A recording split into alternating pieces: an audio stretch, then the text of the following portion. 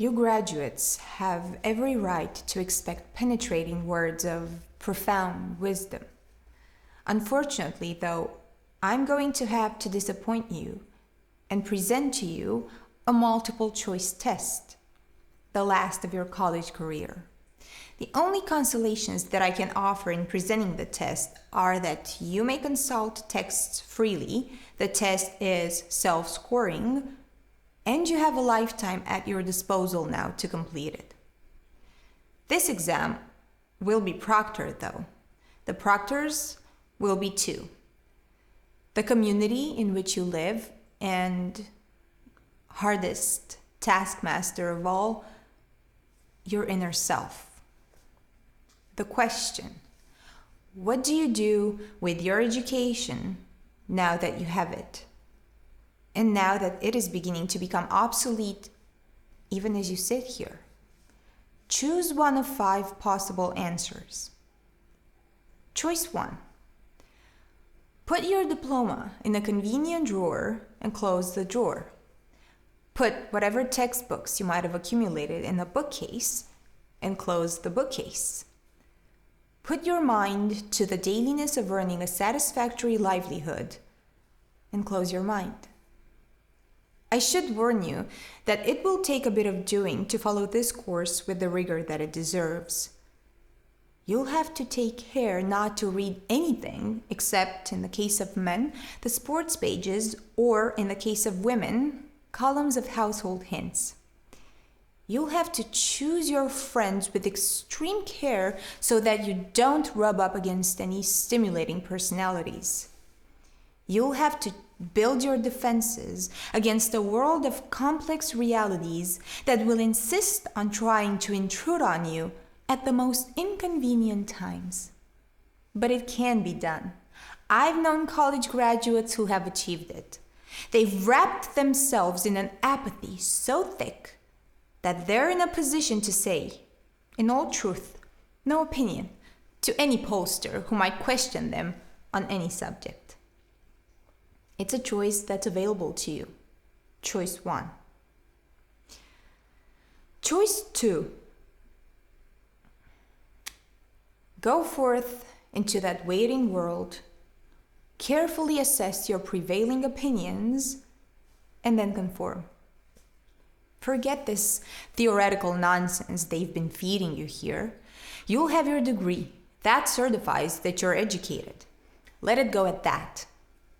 You can scan the whole of the daily newspaper as long as you make sure it's a newspaper that agrees with you and all other right-thinking citizens on all critical issues. You are even permitted, if you make this choice, to buy 2 books a year, as long as you make sure they're bestsellers. Reading the books is optional. You don't have to be nearly so selective in making friends if you go this route instead of the first one. After all, perhaps 85% of the people with whom you'll come in contact with fit nicely into this choice 2 category. It isn't that they're particularly talented at blending into the background. They are the background. You too can be a pillar of society conformist. No strain, no pain. Well, almost no pain. The anguish of those moments when you lie sleepless at 2 a.m. or 3 and wonder, whatever happened to all your bright ambitions? That anguish and those moments don't count too much. Most of the time, you can be comfortable with choice 2. And who could ask for more than that? Choice 3. Refuse to relax into the commoner forms of conformity. Find yourself instead a clique of the elite, an in-group, and conform yourself to it. You might think from that bare description of this choice that this would be a difficult thing to do. It isn't at all. There are just 2 requisites. First, you have to have a specialty of your own, some field, or better, part of a field in which you're expert. Might be something in the arts, Music before Vivaldi, for instance, or the epic poetry of Afghanistan. On the whole, though, it's better if your specialty is a little more practical, intellectual, but money-making.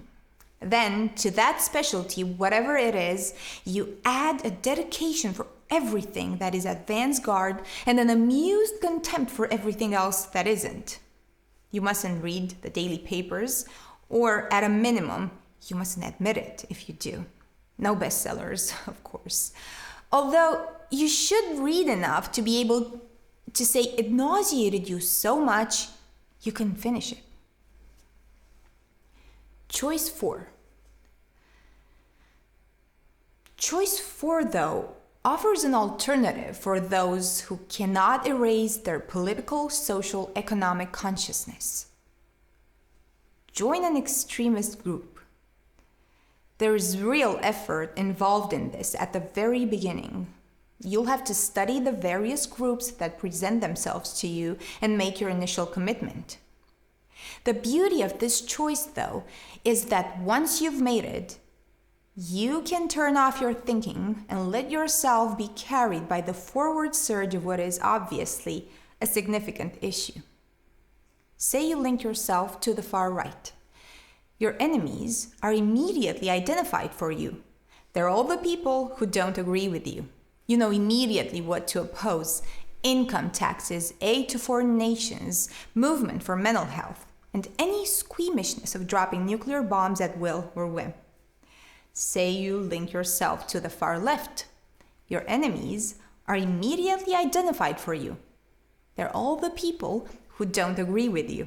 You know immediately what to oppose: all business corporations, no exceptions, all deviationists, all revisionists, all efforts to help established governments resist communist revolt. And then, finally, there's choice 5. It's hard to state this one. About as close as I can come to it is this: hang loose, but stay vibrantly alive. This one's strenuous. This one's demanding. Choice 5 would demand of you that you consider today's graduation no more than a pause to catch your breath before continuing the lifelong job of education. It would demand of you that you be your own unique best self. And there is no higher demand than that. Choice 5 entails wide-ranging reading and deep probing thought. It calls for a contradictory thing, a mind that is constantly open to new facts that dictate change, but at the same time is resolutely committed to what seems best at any given point of time.